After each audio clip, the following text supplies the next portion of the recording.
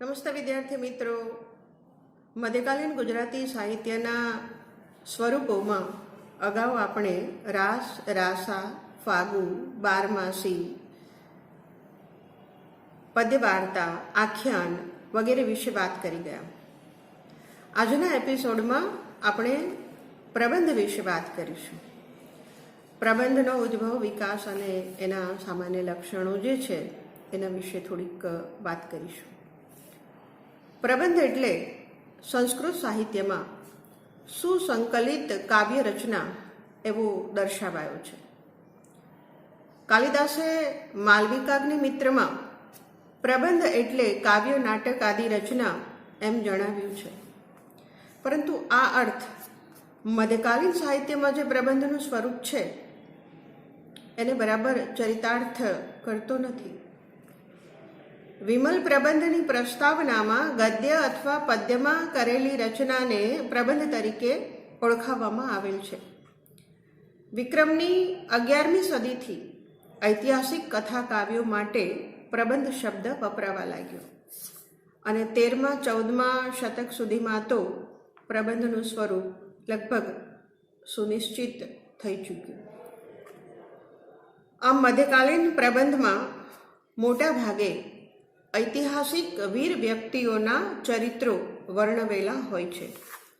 રાસ અને ફાગુની જેમ પ્રબંધમાં પણ જૈન અને જૈનેતર કવિઓએ સર્જન કર્યા છે. જૈન કવિઓએ જૈન મંત્રીઓ અને શ્રેષ્ઠીઓના ધર્માનુરાગને ગાયો છે, તો જૈનેતરોએ પ્રેમ અને પરાક્રમોને પ્રબંધમાં બિરદાવ્યા છે. પ્રબંધનું કથાવસ્તુ મુખ્યત્વે ઇતિહાસ પર આધારિત અને દંતકથાઓના મિશ્રણથી બન્યું હોય છે. આપણને મધ્યકાલીન સાહિત્યમાં જે પ્રબંધો મળે છે તેમાં તત્કાલીન રાજકીય સામાજિક પરિસ્થિતિનો પણ બહુ મોટો ફાળો છે. ઐતિહાસિક રીતે જોઈએ તો આ સમયે સમ્રાટ હર્ષવર્ધનનું મૃત્યુ થયું અને દેશમાં સામ્રાજ્ય ભાવનાનો અંત આવ્યો.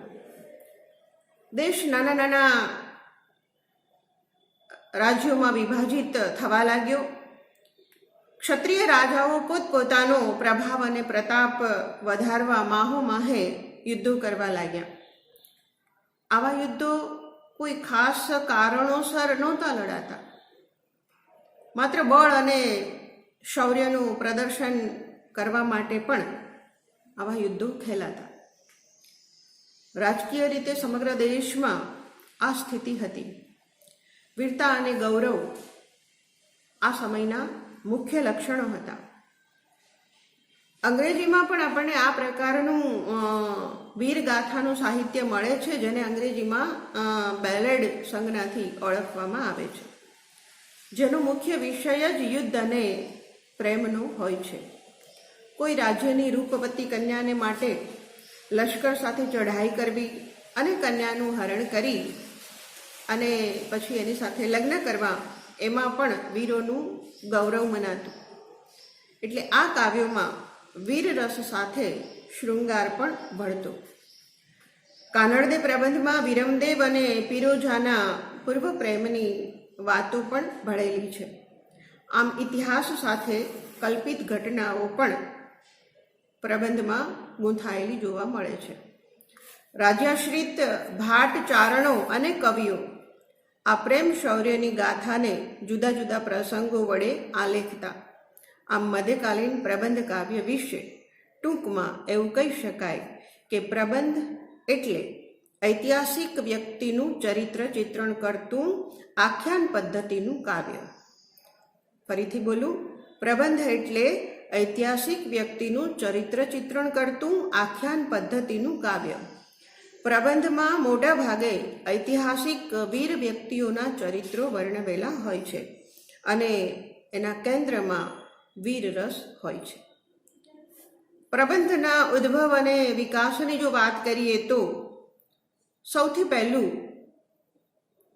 પહેલું પ્રબંધ સાહિત્ય સ્વરૂપ આપણને પદ્મનાભ પાસેથી મળે છે. સંવત 1512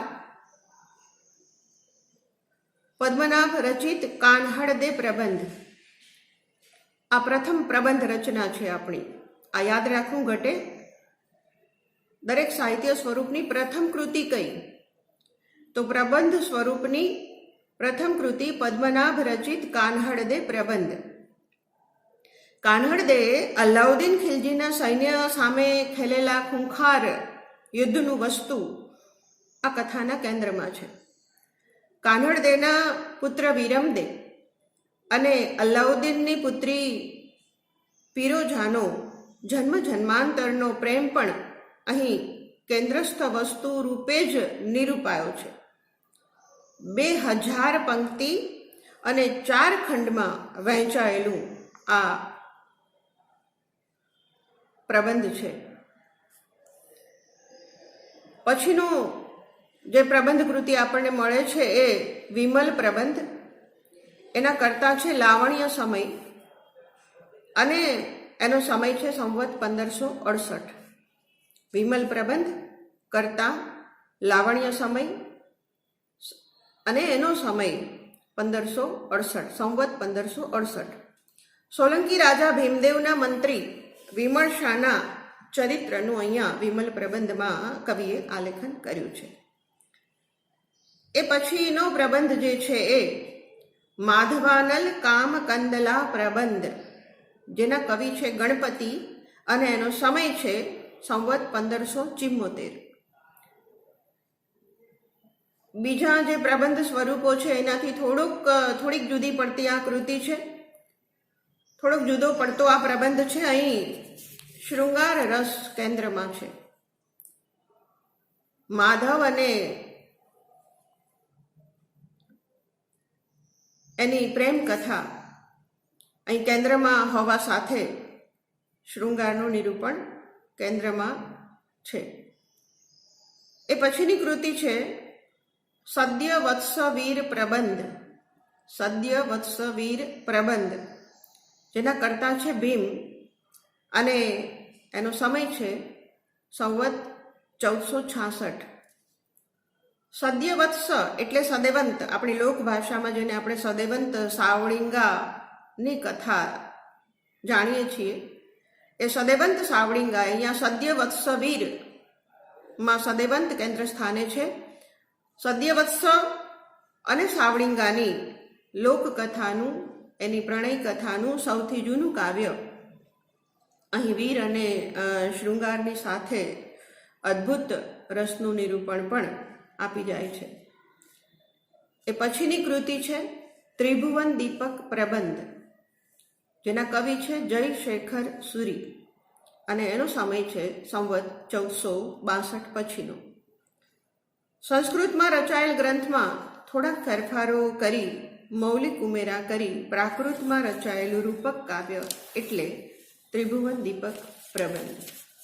હવે આપણે પ્રબંધના થોડાક લક્ષણોની વાત કરીશું. ઐતિહાસિક કથા વસ્તુ સાથે એ તો છે જ. આપણે જોયું કે એના કેન્દ્રમાં ઇતિહાસ આધારિત કથા વસ્તુ છે, એટલે ઐતિહાસિક કથા વસ્તુ સાથે એ પણ એનું એક લક્ષણ થયું. અને એની સાથે જે બીજા લક્ષણો છે એની જો વાત કરીએ ટૂંકમાં, તો પ્રબંધનો આરંભ મંગલાચરણથી થાય છે, જેમાં ગણપતિ અથવા માં શારદાની સ્તુતિ કરવામાં આવી હોય છે. બીજું લક્ષણ છે સમકાલીન રીત રિવાજો દ્વારા તત્કાલીન સમાજ જીવનનું પ્રતિબિંબ એમાં ઝીલાયેલું હોય છે. પછીનું લક્ષણ છે એનું વીરરસ કેન્દ્ર સ્થાને હોવા સાથે કરુણ, શૃંગાર, રૌદ્ર, ભયાનક વગેરે વીરરસને પોષક નીવડે એ રીતે એ બધા રસનું પણ નિરૂપણ થયેલું હોય છે. શૈલી ઉદાત્ત અને ગૌરવયુક્ત હોય છે. વીરરસ મુખ્ય હોવાને કારણે પાત્રોની વીરતાનું વર્ણન ઓજસપૂર્ણ ભાષામાં અને શબ્દાલંકારોની જળઝમક સાથે થયેલું હોય છે. યુદ્ધની કથા કેન્દ્રમાં છે, તેથી યુદ્ધભૂમિના, તેની વ્યૂહ રચનાના, શસ્ત્રોના અને સૈન્યોના અદ્ભુત પરાક્રમોના પુષ્કળ વર્ણનો આપણને પ્રબંધમાં જોવા મળે છે. પ્રબંધ ઐતિહાસિક કાવ્ય હોવાને કારણે ઇતિહાસને વધારે વફાદાર રહે છે. ઐતિહાસિક તેમજ ભૌગોલિક માહિતી પણ પ્રબંધમાંથી પુષ્કળ પ્રમાણમાં મળે છે. દાખલા તરીકે કાન્હળદે પ્રબંધમાં અલાઉદ્દીનનું લશ્કર દિલ્હીથી ગુજરાતમાં જે રીતે આવે છે તે દર્શાવવામાં કવિએ ઘણી બધી ભૌગોલિક માહિતી પણ પૂરી પાડી છે. પ્રબંધ પવાડોને મળતો એવો કાવ્ય પ્રકાર છે. દાખલા તરીકે રણમલ છંદ કાન્હળદે પ્રબંધ જેવી જ કૃતિ છે, પણ કેહ ધ્રુવ તેને પવાડો કહે છે. પવાડો પણ પ્રબંધની જેમ વીર રસ પ્રધાન જ હોય છે, પણ એ ગેય પ્રકાર હોવા સાથે ટૂંકો અને ઉર્મી પ્રધાન પણ હોય છે. જ્યારે પ્રબંધમાં કાવ્યના કથાનકનો વિસ્તાર, એની જટિલતા, વર્ણન અને કથનનું વૈવિધ્ય જોવા મળે છે. વીર રસ સાથે બીજા અનેક રસોની જમાવટ હોય છે. સમકાલીન જીવનરંગ અને ભૌગોલિક માહિતી સાથે ઓજસ્વતી શૈલીને લીધે પ્રબંધ વીરરસ પ્રધાન એપિક બને, જ્યારે પવાડો માત્ર નાયકની વીરતાને જ ચરિતાર્થ કરે છે, એટલે એ બેલાડ પ્રકારનું વર્ણનાત્મક ઉર્મી કાવ્ય બને છે. આ સાથે આપણે પ્રબંધ આપણે એટલું જ યાદ રાખવાનું છે કે એમાં યુદ્ધની કથા કેન્દ્રમાં હોય, એ વીર રસ પ્રધાન હોય. જૈનનું જો હોય તો એ જૈન શ્રેષ્ઠીઓના ધર્માનુરાગને ગાય, અને જૈનેતર જો હોય તો એ આપણા આવા ઐતિહાસિક પાત્રોની વીરતાને કેન્દ્રમાં રાખી અને પ્રબંધનું સર્જન કરતા. આ રીતે પ્રબંધની વાત આપણે બહુ ટૂંકમાં અહીંયા પૂર્ણ કરીએ છીએ. ફરી મળીશું. આભાર.